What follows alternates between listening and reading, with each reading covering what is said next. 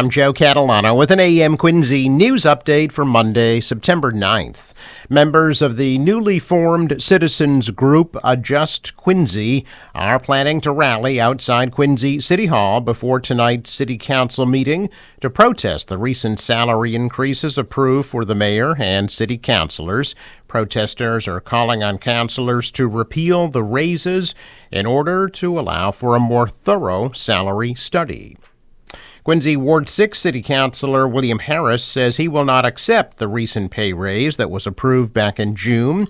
In a letter, Harris says he will work with the city to determine how to reject the pay raise. Councilors approved an annual salary increase from almost $30,000 to $44,500. Councilors also approved a mayoral salary hike from $150,000 to $285,000. Both increases are set to take effect on January 1st. Quincy City Council President Ian Kane will introduce a resolution calling on the state legislature to amend the right to shelter law to allow state-supported housing only to U.S. citizens who've been Massachusetts residents for at least 6 months. Kane says his proposal is in response to the growing migrant crisis. And Councilor Kane and Ward 2 Councilor Richard Ashe will introduce a resolution tonight calling for a ceasefire in Gaza. The measure is in response to a Quincy citizens group that's been advocating for the City Council to take a stand on the issue for the past several months. Now, the MBTA Red Line is closed now between JFK, UMass, and Braintree through September 29th to allow for improvements to 18 miles of track that officials say will reduce round-trip travel times on that stretch by 27 minutes. Free buses are replacing the trains, and fare-free commuter rail service is also available. Buses will also replace the commuter rail on September 14th and 15th. Today is the first day of school for Quincy kindergartners and pre-kindergartners. All other Quincy Public School students returned to classes last week. Paving operations will take place this week along East Howard Street, Winter Street, Des Moines Road, and Cloverly Court in Quincy Point. The project may create some temporary parking restrictions and roadway and pedestrian detours. The work will be completed by Saturday. Well, the new Quincy Animal Shelter that's being built on Quarry Street will be opened in February of next year. Quincy Mayor Thomas Koch made that announcement during a fundraiser for the shelter last week at the newly renovated Boardwalk Pizza and Donato's Gelato on the boardwalk at Marina Bay.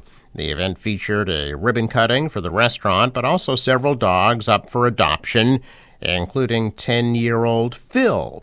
Shelter President Sandra Sines said the mixed breed has had a difficult time. The Quincy Animal Shelter is celebrating its 25th anniversary this year, and it will hold its first ever golf tournament fundraiser on October 21st at Granite Links in Quincy. One person was injured last Thursday night in a potential stabbing at a hotel near the South Shore Plaza in Braintree. Police said officers responded to the Sonesta Simply Suites on Wood Road following a report of a possible stabbing.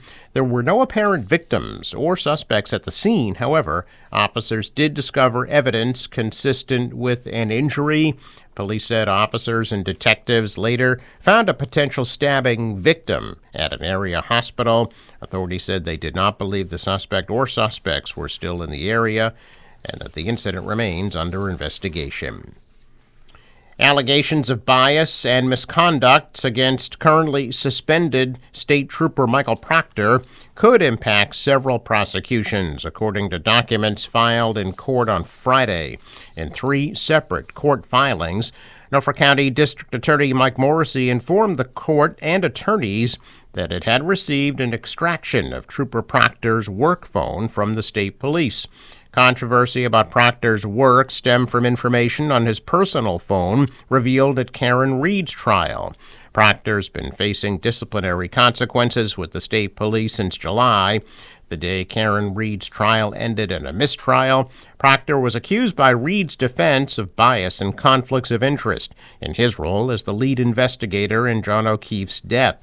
He also read unprofessional, profanity-laden text about Reed from his personal phone when testifying at her trial.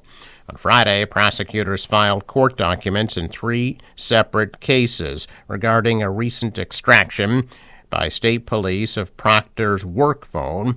In the court filings, prosecutors said the court that they're working to determine what, if any, information on Proctor's work phone or cloud account is discoverable in this or other cases, writing that information on that phone could reveal sensitive data about open investigations that would be contrary to the interests of justice.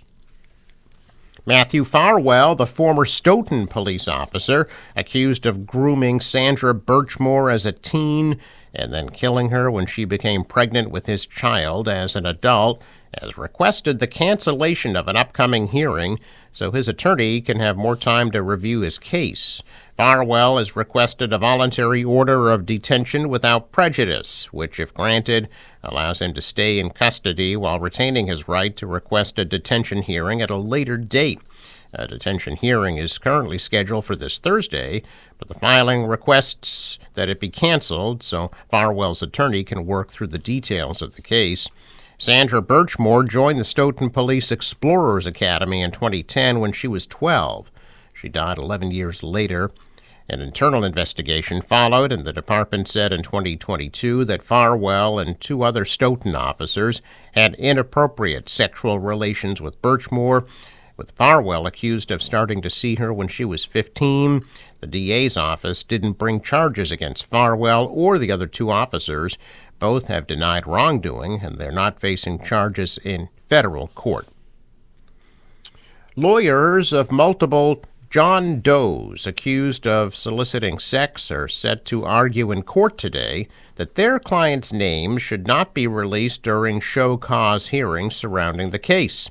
Roughly a dozen unnamed men in court documents are accused of soliciting sex from an elaborate brothel network spanning from Cambridge, Watertown, and Eastern Virginia.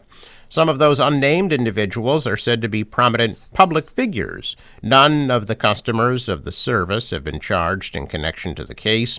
Cambridge District Court ruled over the winter that the names should be public during the hearings. The decision will now be appealed and heard today at the Supreme Court in Boston. 3 men were arrested and charged back in November with running the sex service that crossed state lines and required information about their clients beforehand. Today's hearing is set for 9 a.m. Caregivers from the New England Aquarium's Sea Turtle Hospital in Quincy released 3 critically endangered turtles back into the wild last week after providing the animals with several months of rehabilitation. The Kemp's Ridley turtles were treated at the Quincy Sea Turtle Hospital at the Quincy Shipyard over the past 9 months after becoming stranded in mid-December. Aquarium officials said the turtles suffered from the effects of cold stunning, which, according to NOAA, causes sea turtles to become weak and inactive from exposure to water temperatures below 50 degrees. The animals underwent treatment for hypothermia-related conditions, including pneumonia, dehydration, and emaciation. Aquarium officials said the complications were due to the turtles' inability to regulate their body temperature in the cold waters of Cape Cod Bay. Staff veterinarians cleared the turtles to return to Nantucket Sound off West Dennis Beach. Their caregivers sent them off last Thursday as crowds of curious onlookers watched. Aquarium officials say they treated 394 sea turtles during the latest cold stunning season.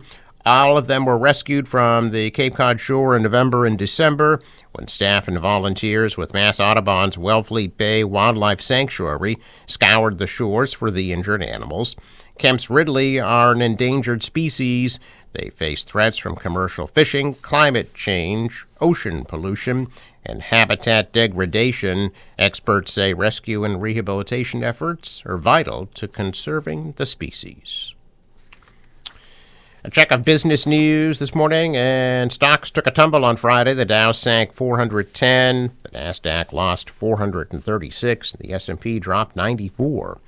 Asian stocks fell today after another hit on Wall Street, as a highly anticipated update on the U.S. job market came in weak and added worries about the economy.